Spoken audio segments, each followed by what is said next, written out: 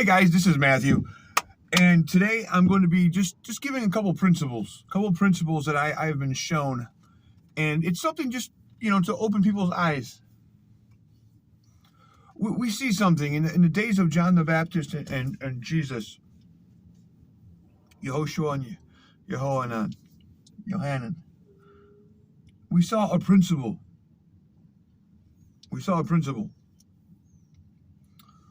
That they're, like John said, when he looked at the religious Pharisees and Sadducees and lying scribes, and he said, you brood of vipers.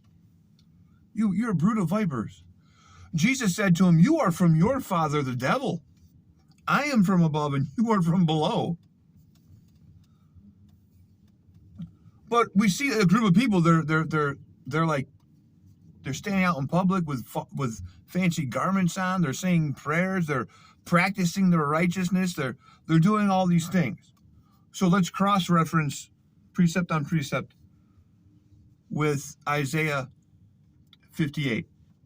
Isaiah 58, 1 through 5. There's a nation of people. They long to know God's ways. They seek him daily. They even fast. But their fasting ends in envy, wrath, strife, and debate. Their voice is not being heard on high. God's not listening to these people. Let's hit the pause button. So there is a dynamic in the Bible, like the Good Samaritan. Two religious people walked by a man that was half beaten to death on the road. They walked right by him. I got to get to the temple. I have to go and be religious. But there's a guy half dead in front of you. You walked around him. It just took a guy to pick him up and bandage him up and put him in an inn, give him a couple pence for the road. He did the will of the Father. So, what about the rich man and Lazarus? The rich man, I do all these religious things. I am so awesome. At least I'm not like this poor bum over here that they call him Lazarus. The rich man was ashamed. Lazarus was justified. So we see this dynamic playing out. You see a group of people, they're super religious. And this is why Jesus said, well, they profess me with their lips, but their hearts are far, far away from me.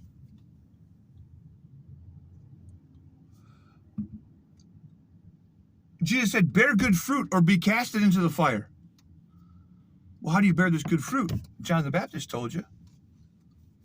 If someone needs food and you have extra food, give them some food. If someone needs a shirt, you have 2 shirts, give them a shirt. This is how you start bearing good fruit. And there's a spirit behind those actions.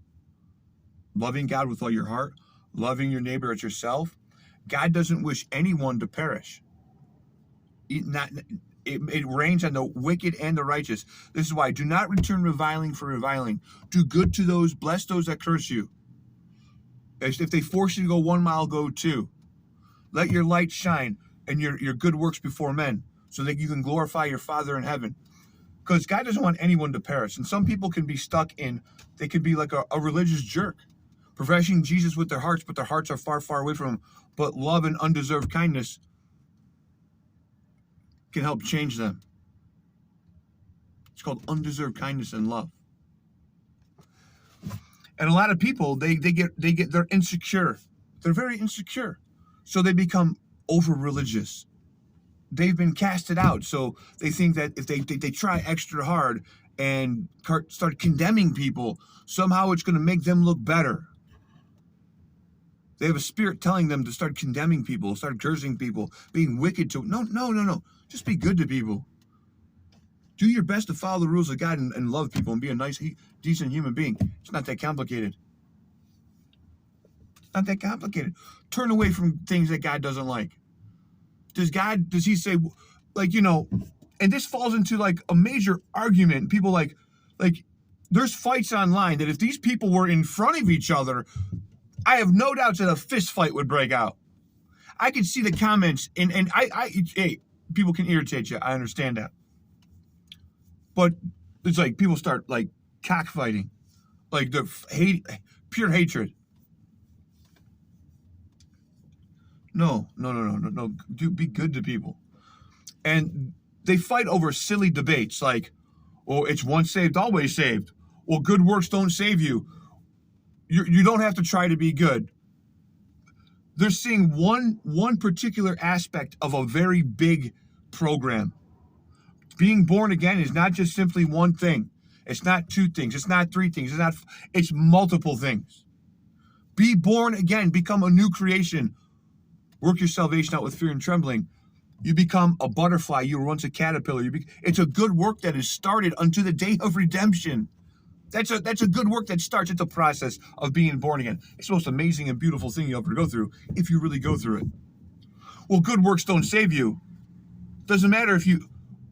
So if good works don't save you, are you allowed to fornicate?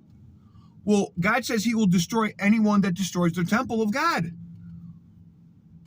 Two become one flesh. So if you're a born again believer and you go and you have sex with someone that's not a born again believer, you become one flesh with an unbeliever. That's a detriment to your salvation. Does God condone that type of behavior? No, he doesn't. But I thought we don't have to work on it. Doesn't matter if you do good works or bad work. See, it's a big program. But if you sin, he is faithful and just to cleanse you of all unrighteousness. He's an advocate. It's a big program. It's a big picture. A little knowledge is actually could be dangerous. Well, it's once saved, always saved. You don't worry about your bad deeds. You can go out there, you can lie, cheat, and steal, fornicate, do all kinds of horrible things. It's okay. No problem with doing any of that. Well, that's a false doctrine. Well, then we're saved by our good works.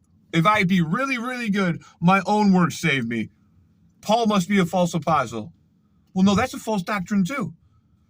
Look at the big picture. So people get a part of the big picture, and then they go out and they think they're on a religious mission to start cursing everybody and calling people out. Oh, you're this and you're that. Let's start killing each other. That's why people die over religious wars, because they don't know what they're talking about. They don't know love, and they don't know God. It becomes dangerous now, doesn't it? Well, this guy doesn't believe the way I believe or the way Pastor Joe Brown taught me, so you know what? I'm going to start cursing that person at night. God told me to build an altar, to go get some blood, and God told me to do it. I cursed him. He fell down and broke his leg. I did it. God told me to do it. No, God didn't tell you to do any of that. Well, God told me I was supposed to go on this religious mission and start executing people. That's how you get people drinking poisonous Kool-Aid. That's how you get people starting Waco, Texas.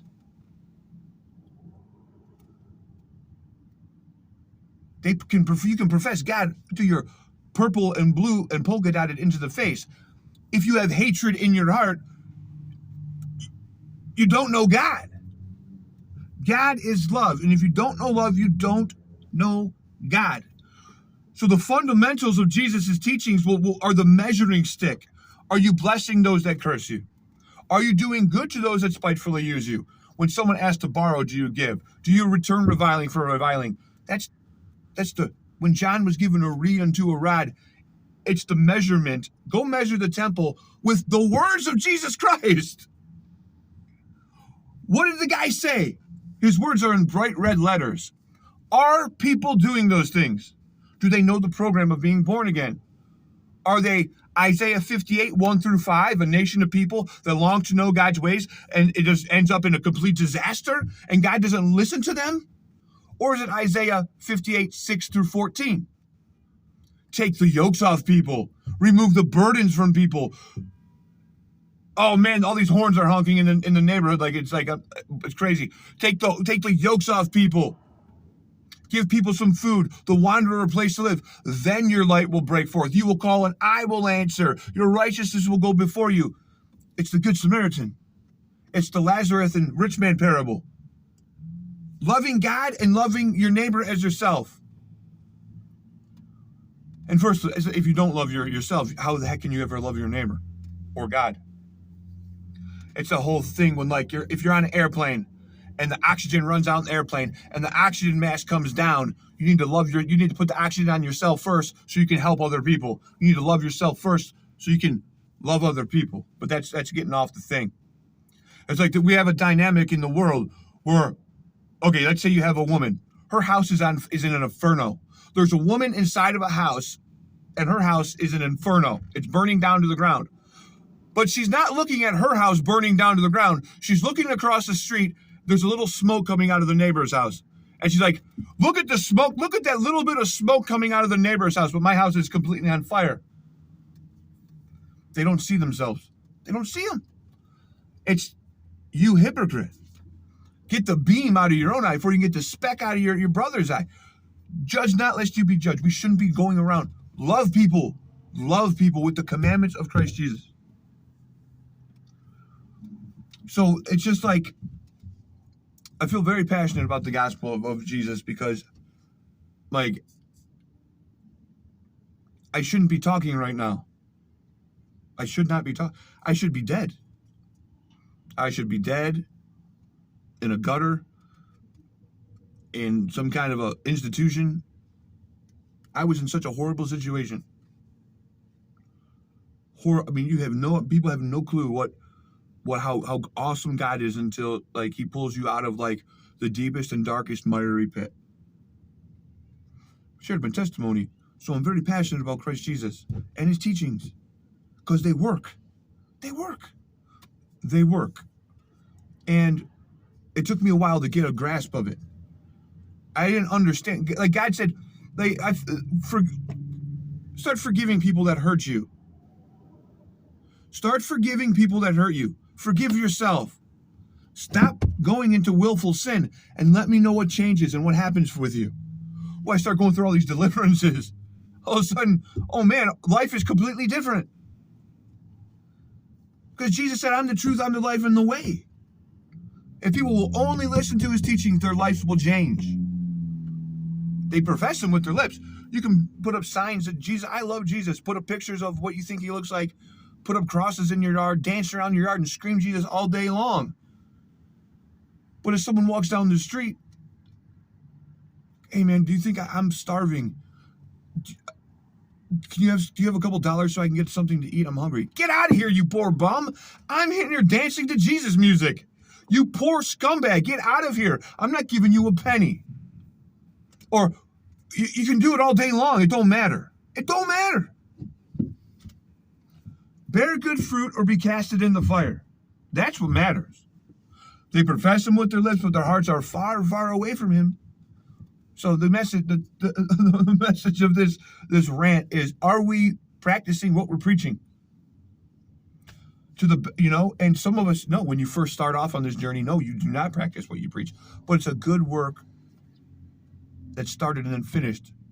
So once we start seeing the program clear, the picture gets clear. Oh man, then we learn, and we're able to go out and make a difference and help people, because Jesus Christ is help. His teachings are good. It's the bread of life. So that's just the message today. And unfortunately, there's people online that they're just, quite frankly, they're dangerous. There's a woman who has thousands of followers, thousands, who says things like, Jesus is very sexual. Jesus wants us to have sex. He's here to break open your seven chakras. The seven seals of Revelation are the seven chakras. And one of them is breaking open a seal so you can, I can't even believe what this woman says. Or Jesus told me about the rapture in 2 weeks. Or Jesus said, I'm here to activate this or that. That's like no good. Or a man yelling at people saying, I know you're smoking cigarettes. And then in the next breath, he says, I was up in heaven last night and I got the seven mysteries of the seven thunders.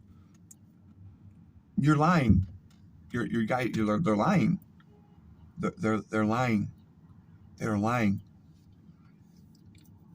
And they have demonic anointings. Don't matter what they're professing. The Pope professes Jesus too. He does too. The Jesuits profess Jesus too. The guy that made people drink poisonous Kool-Aid, he was all about Jesus. David Koresh, who was ready to take on the government with guns, he was all about Jesus too.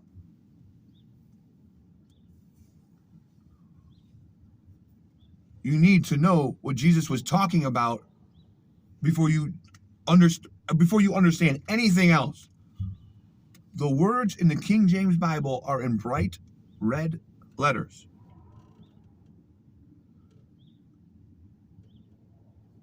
Bless those that curse you. Do good to those that spitefully use you. So that's your marching orders. So if a spirit comes in your ear saying, I need you to start cursing people left and right and doing, judge not lest you be judged. Okay. Should you start going to do these things? No. Treat people nicely and kindly. You have to use discernment, because there's people that they're dangerous. Follow Jesus. Don't follow anyone else. Don't follow me. Don't follow Jesus Christ. His words are in bright red letters. Bright red letters. And follow him. I'm just trying to, I'm just like, I don't consider myself a rabbi or a teacher or this or anything. I'm just a guy that is sharing a pretty cool experience I had. Hey, I was almost dead. I called on this guy named Jesus, and like all of a sudden I found out like he was actually real. And he delivered me of all these hardships. And he taught me some pretty good lessons. And when I put his lessons into practice, my life starts to get a little better. We're just humble servants. Like, I'm just a guy, just a witness. Just a witness. Like, yeah, he's real. He helped me. Yeah, he helped me out greatly.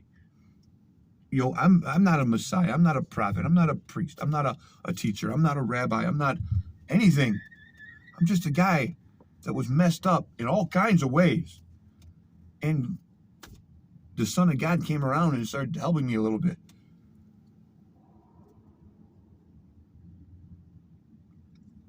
And so I'm just doing my best. I believe his words are true. His teachings are accurate. So I'm trying to support his cause, He'll never tell people to do anything against his red words. That's the trick. He's never going to tell you to curse people. He's never going to tell you to be wicked to people. He can tell you, bless those that curse you. Do good to those that spitefully use you. Don't return reviling for reviling. If someone needs help, help them. And he gave us cool little stories like parables with the lesson in them. You see a guy busted up on the road, don't be religious and walk around him. Say, hey man, can I help you? Like do that kind of stuff. You're not on some kind of crazy religious mission that you're going to go like dress up as Rambo and be David Koresh or make some secret Kool-Aid. That's not God.